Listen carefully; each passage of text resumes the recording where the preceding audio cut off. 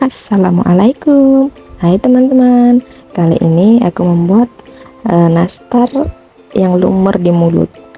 Kali ini resep anti gagal ya. Nah, kalau mau berhasil bikinnya, simak video ini sampai selesai. Dijamin deh insya Allah. Ini nanasnya aku nggak banyak ya, karena aku kurang terlalu suka nanas. Tapi selera masing-masing aja ya nanasnya itu. Selainya mau seberapa banyak. Kalau aku ini sekitar 4 gram 5 gram gitu.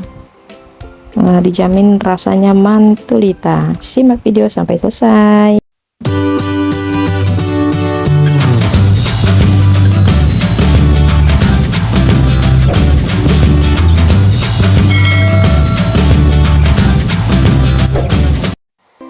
Pertama-tama kita siapkan mentega. Ini aku mentega campur margarin ya. Nah, itu perbedaannya mentega dan margarin. Kemudian 3 kuning telur, gula halus, ada susu bubuk, tepung maizena dan tepung terigu. Ini tepung terigunya aku pakai protein rendah. Pertama-tama kita campurkan gula halus. Gula halusnya kita ayak dulu agar tidak ada yang bergerindil. Nah, kemudian ketika diaduk itu bisa tercampur rata ya.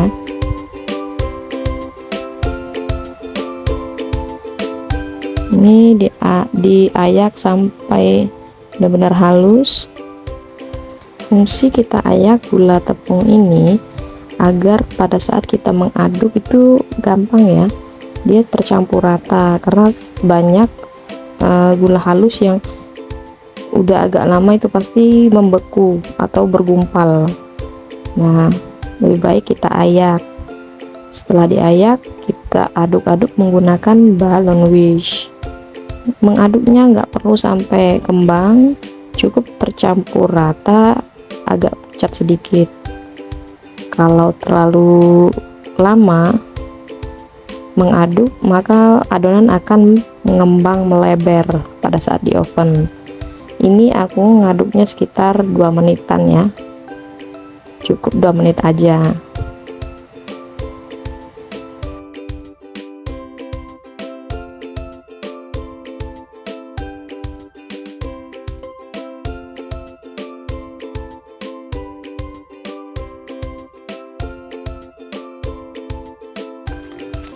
Setelah warnanya pucat seperti ini, kita masukkan kuning telur, kemudian kita aduk kembali sekitar 1 menit menggunakan balon wish.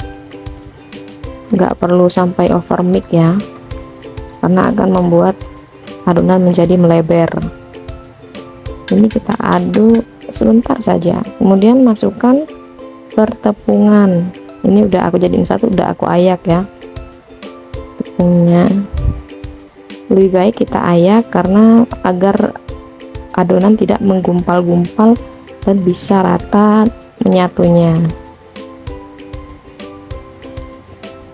Mengaduknya perlahan-lahan agar adonan tidak bantet pada saat dibakar. Inilah kenapa banyak yang orang bikin sesuai resep tapi banyak yang gagal keras, karena adonan ini pada saat dicampurkan terlalu berlebihan mengaduk. Ini aku masukkan tepungnya perlahan-lahan, sedikit demi sedikit, tapi tercampur rata semua ya.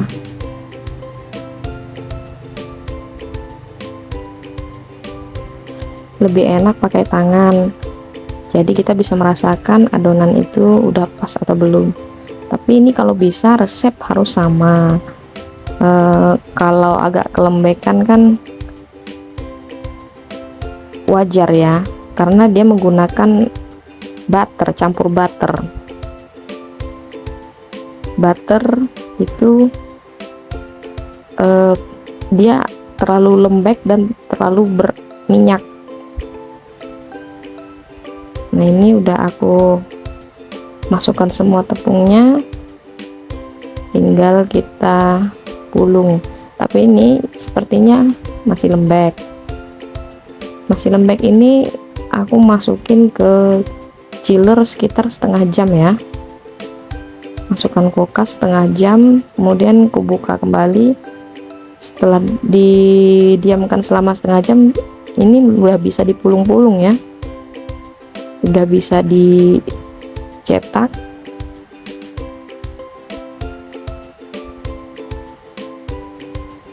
Karena aku udah terbiasa menggulung nastar, jadi aku jarang menimbang. Bisa juga sih pakai apa, pakai sendok takar itu, jadi lebih takarannya lebih pas. Ini karena aku udah terbiasa, jadi aku nggak perlu pakai cetakan. Lakukan tahap ini sampai selesai, sampai adonan habis. Oke. Ini udah selesai. Ini udah dipanggang ya.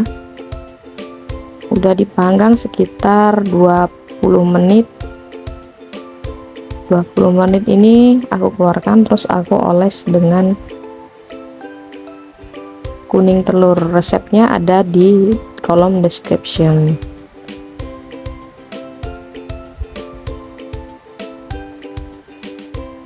Ini aku ngolesnya cuma sekali aja, karena nanti mau ditimpa dengan keju, jadi nggak perlu yang harus tebel-tebel.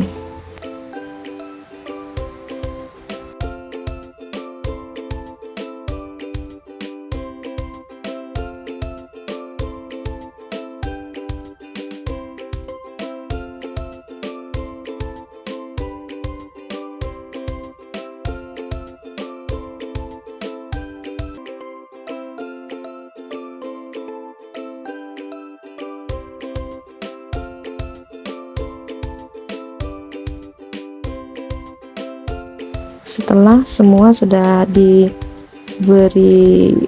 topping keju, kita panggang kembali sekitar 5 menit sampai kejunya kering ya, dan kuning telurnya juga kering. Ini penampakannya yang sudah mateng. Nah, di bawahnya warnanya kecoklatan ya. Insya Allah dijamin jadi anti gagal. Ini lumer di mulut. Oke, terima kasih sudah menonton.